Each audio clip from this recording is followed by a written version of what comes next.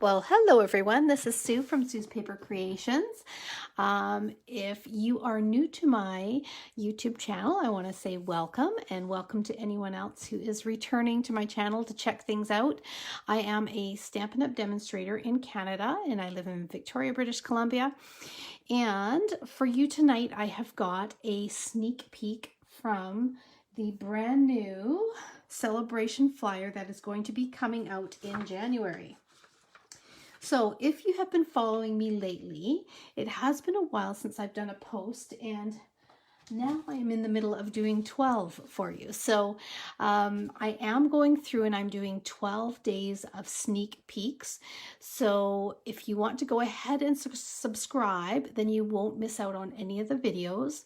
I've also made it easy for you because I have added a playlist at the very end of this video where you can find all the other sneak peeks so far. Okay, we are up to day 8 of sneak peeks, so there is lots for you to check out, and it will be products that are featured in the Sale A Bration as well as the new mini catalog that are both coming out starting January the 4th. Okay. So for those who don't know about Sale A Bration, it is a time of year where you get to earn free stuff for your purchases that you make. So in this case, we have got items that are marked at $60 and those that are at the $120 price point. So when you purchase $60, then you get to choose one of our items at a $60 mark. If you go up to $120 in your order, you get to pick $260. Or we have some items like this one that are marked at the 120 value. So for this bundle, it is called Friendly Hello, and it includes this gorgeous stamp set. And then you get 12 by 12. So I have cut them down here just so that you can see the patterns. But there is 6 different patterns, and they are double-sided. So you can see they have lots of fun images, some of them that are kind of bright and bold, some of them with patterns. On one side, you're going to have an image that's going to coordinate with the images in the stamp set as well. So it makes for quick and easy cards, or in this case, gift bags that you can create that with beautiful colors for spring. Okay, so I am going to feature both of these products, as well as, this is another sneak peek. These are our brushed brass butterflies, which I'm absolutely loving, and that is a new embellishment in the mini catalog coming up. Okay, so what we're going to be making is this adorable little bag. It is made with one sheet of 12 by 12 paper. So if you were to get a whole package and all you want to do is make bags, you could actually make 12 of these bags with your free package of paper. And you'd have the stamps to coordinate and do an image for the front of your bags. Okay, so I'm going to start with doing the actual image, and I've got a cute little or easy technique that I'm going to show you, and then we're going to actually create the bag. Okay, so let's bring in a die cut piece here. This is from our contour shaped dies, I do believe. There's a whole bunch of different rectangular ones that are awesome to use for this sort of thing, or on card fronts. And I'm going to bring in the image that has the little bird. Okay, so what I'm going to do is I'm going to show you a quick and easy way in which you can make a two-toned stamp. Okay, so for some of you, you may have already used our Stampin' Write markers before, and you can actually color directly on our stamps with them. They are the exact same ink that is in our ink pads. In fact, you can, I don't know whether you know this or not, but you can actually re-ink the markers just like you can the ink pads by just taking these little nibs out here and dropping some drops of the re-inker into the well there. Okay, and that will keep your markers going for longer. All right, now I want to make, I'm stamping this with the tuxedo, the memento, because I am going to be using Stampin' Blends, but I want these leaves to be the shaded spruce color. So what I'm going to do is I'm going to bring in a blender pen, And blender pens you can use for many different coloring techniques. You can use them with watercolor pencils. You can use like direct ink and color with them as well, with the re-inkers. But in this case, you can also use them to remove ink off of a stamp. So I'm taking out the black ink off of the leaves. Okay, and then I'm replacing that with the shaded spruce using the Stampin' Write marker. So this is going to keep our birds and our flowers with the black Memento ink, which we need for our blends, our alcohol-based markers to color in the image, but it allows us to have those shaded spruce gorgeous leaves. So because I did ink up the black first, it does start to dry. So all I need to do to reactivate that is just do a little huff onto the stamp. The moisture from your breath is going to reactivate the black there and make it some moisture so that it stamps, okay? There we have got our green leaves and the rest is black. Isn't that awesome? So I'm going to go ahead and I'm going to just do a little bit of coloring here. I've got one that's already done, but I want to show you how our alcohol markers work. They come in combo packs. So this is the Fresh Freesia, and it is an alcohol-based marker. So they come in packages of a combo pack of light and dark of the same color. This allows for you to get some beautiful blending without any lines. Okay, so I first always go in with the dark, and I like to, for flowers, I like to of course go into the center where it's going to be the darkest, and I follow the lined image of the stamp, because that's where you're going to have the darkness and the creases in the petals. Okay, I'm going to go in like that. Then I take my light color, and there is a paintbrush end and a more of a bullet end. I'm going to use the paintbrush end just to fill this in. And I can go over the dark as well.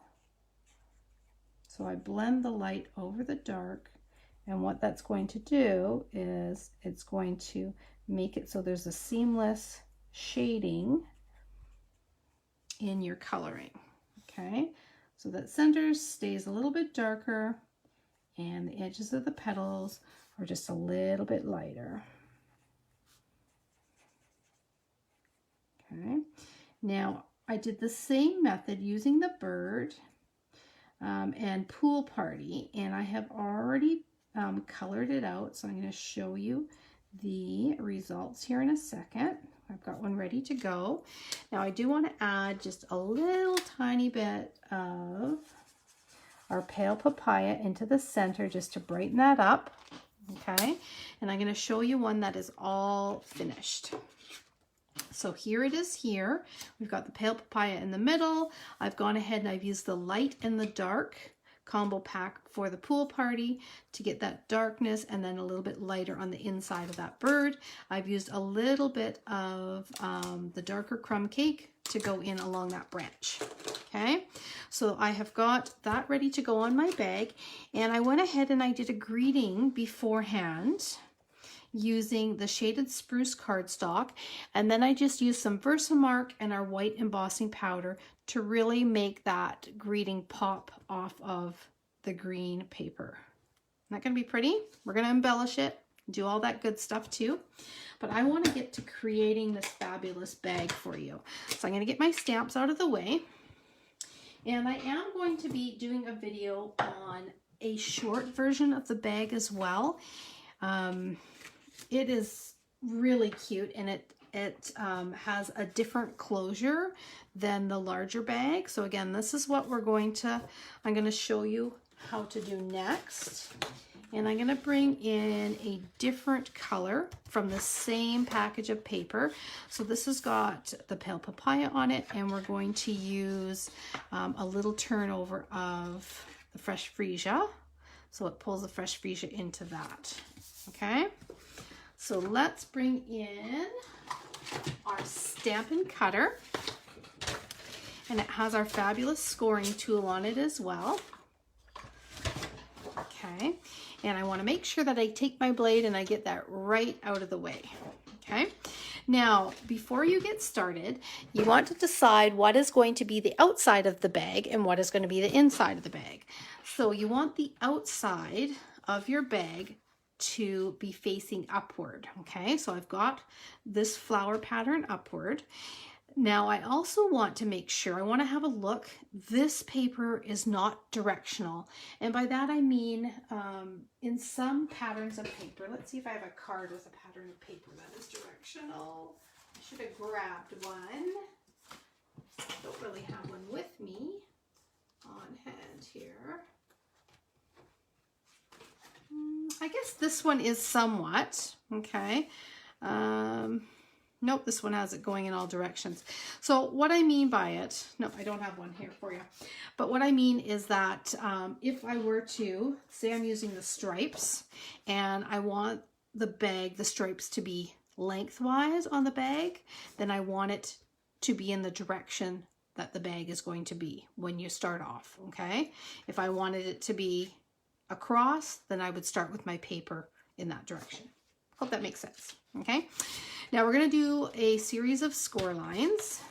I'm going to start with 1.5, and I'm just going to gently use my score tool. You don't want to go too heavy-handed when you're using the designer series paper because it isn't as thick as cardstock, right? So we don't want to tear it. Then I'm going to go to 5 3/4 is our next score line. I'm going to go along to 7 1/4. And then my last score line is going to be at 11 1/2. So all the way over, just like that. Okay. Now from this point, what I want you to do is I want you to turn your page 90 degrees counterclockwise. So you have got the kind of the skinny last little piece at the top, the score line, and then it has a skinny little 1/2 inch. Okay, you want that across the top. And I want you to actually flip your paper the other side up. Okay. Now you're going to go in and you're going to score at 1.5.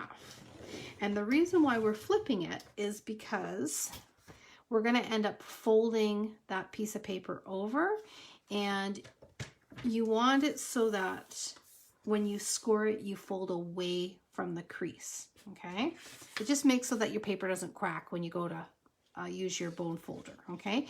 Then what we're going to do is we're going to flip it back, and on the outside, we're going to just slide that along. So this was our first score line. We're going to slide it along till we hit 10 1/2.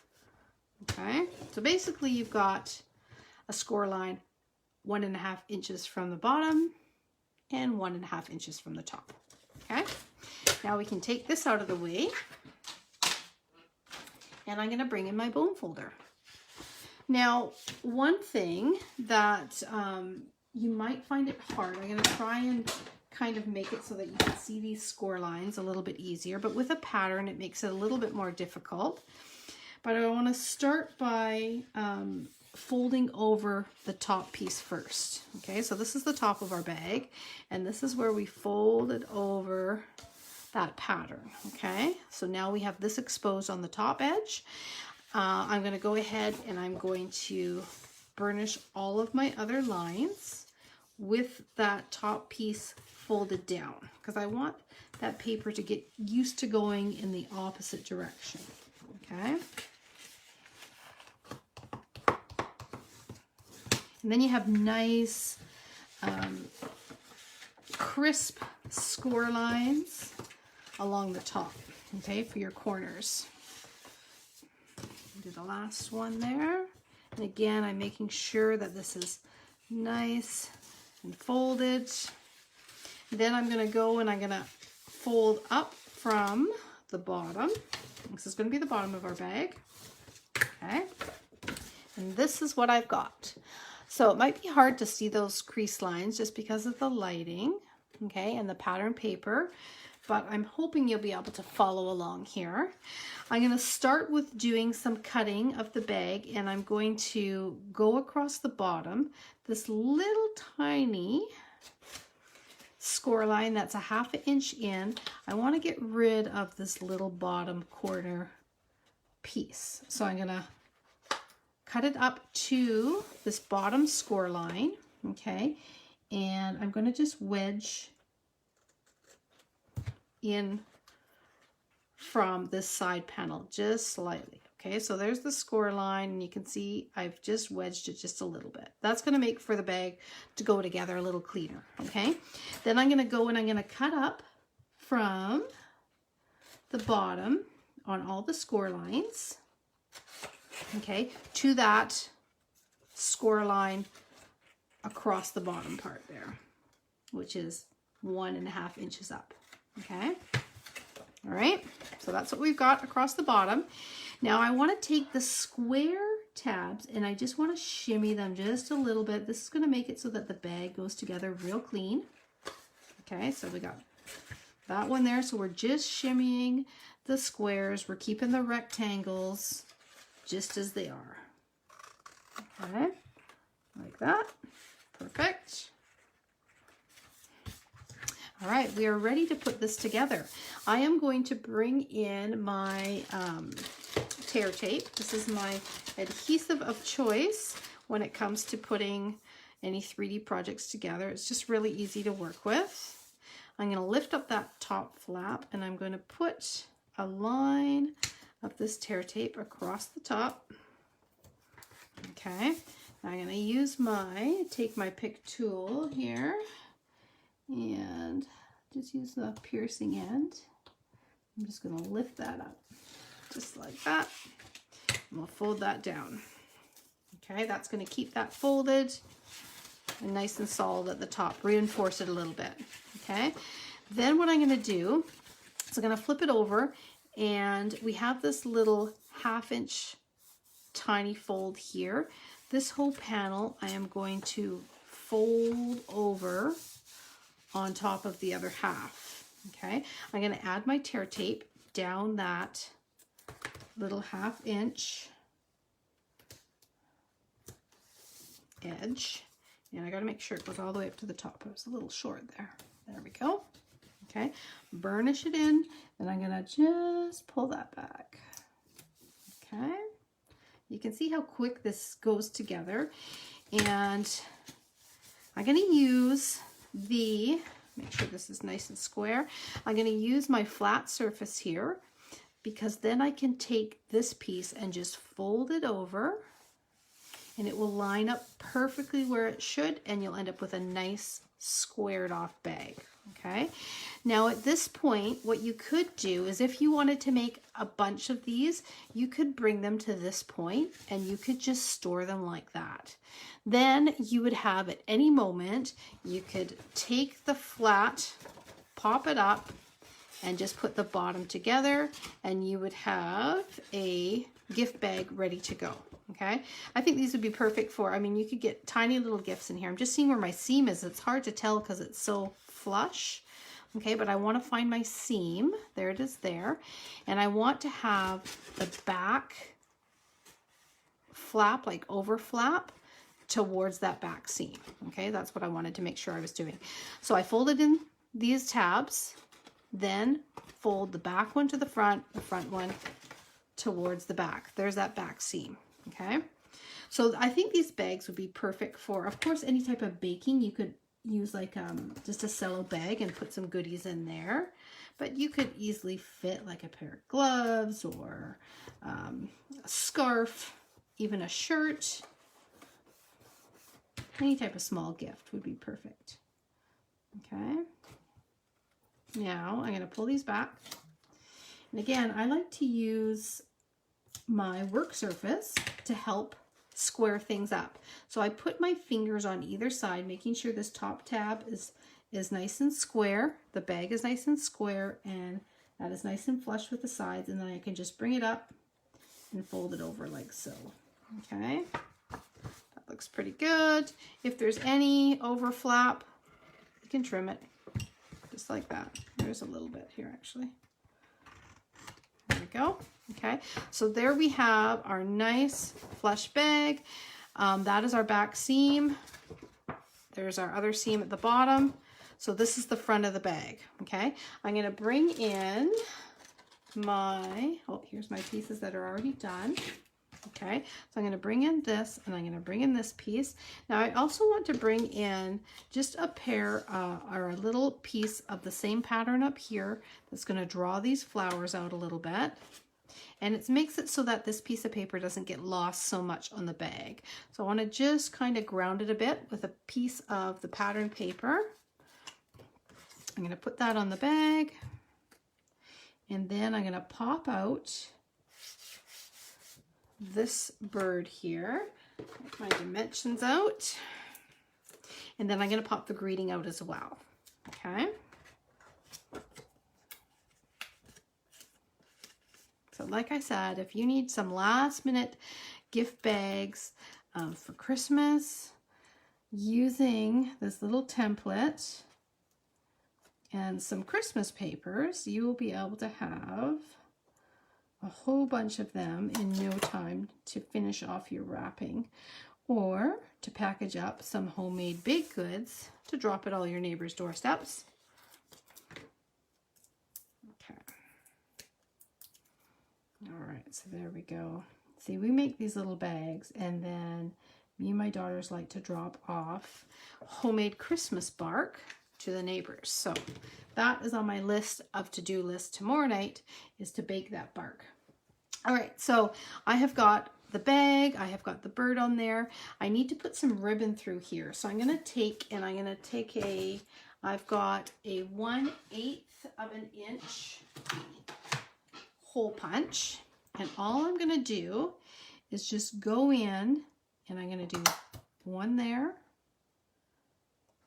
one there. Okay, I'm gonna flip it over, roughly down, same height, same distance from the side. I don't overthink it, but there's my 4 holes. I'm going to bring in some ribbon. So I think for this one, we will bring in, let's see, I think I'm going to use the pale papaya, and or maybe I will use the pool party. I think I will for this one, because I'm going to use the pale papaya on the next one. So I'm going to use this one here, and that will draw in the blue of the bluebird. And I'm going to use a floss threader. So I don't know if you've ever seen these. You can find them in the drugstores, but I do work in a dental office, and I'm constantly flossing through. I work in a pediatric office, so flossing through braces. And this is the little tool that we use to get through everything. So as I was flossing away one day, I thought, you know what? I could use that for ribbon and to put it through some holes. So just makes it for easier going through and a quicker job. So I'm going to go ahead and pull it through just like that. I want to make sure that I've got enough ribbon on this side for a handle. Okay, then I want enough ribbon on this side for a handle. Should do it. But I want my tie to be on the inside of the bag. Okay, so I don't want the tie to show on the outside. So I'm just going to feed through this hole. Can you guys still see that? Hope so. I'm going to feed through just like that. There we have it. And I'm going to do a little tie right here. And I will straighten out my little loops in a second. I just want to get my tie done so that it is going to be on the inside of that bag. Okay, so that's perfect. It's nice and tight. I can trim it down a slight bit. And then I can put that in the center, just like that. Make sure my loops are even on both sides. And there we have got a cute little bag, and I do like that pool party to bring out the blue bird there. Now we're going to use some of those gorgeous brass butterflies, and we're going to do a little bit of embellishment here. So let's do one there. Let's do one there. And let's do one down here in the corner. Okay, now another thing you can do just to add a slight bit of shimmer, I always like to pull out my Wink of Stella.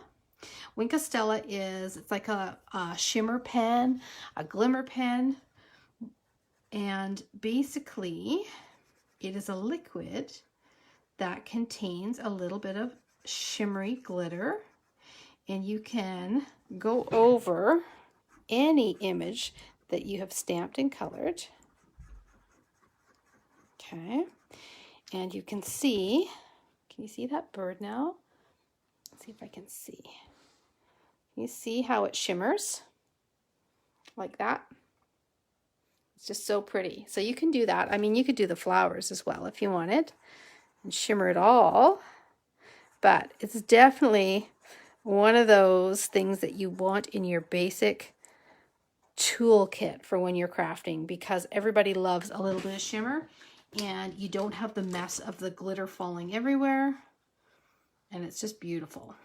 Okay, so there you have got my one sheet gift bag. Easy to do, one sheet. You can get 12 of these out of one package of paper, and some just beautiful decorating using the coordinating stamp set as well with the paper. So that is the Friendly Hello. So that is going to be one of the bundles that you can get at the 120 mark during celebration starting January the 4th. Okay, if you have any questions, please feel free to contact me, reach out, follow or subscribe to my channel, and you can see all the other creations that will be coming up featuring items from the new catalog. Okay, cheers, thanks.